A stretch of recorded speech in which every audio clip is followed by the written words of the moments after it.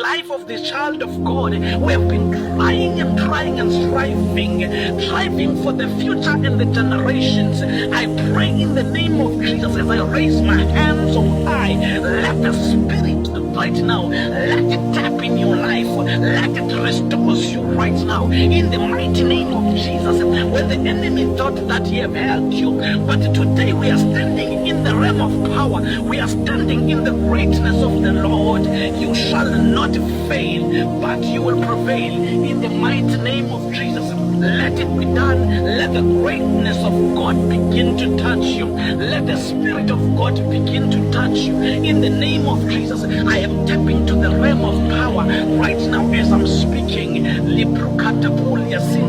Let it be done in the name of Jesus. Whatever you are seeking, you shall receive it. Whatever you are seeking, you shall receive it in the mighty name of Jesus.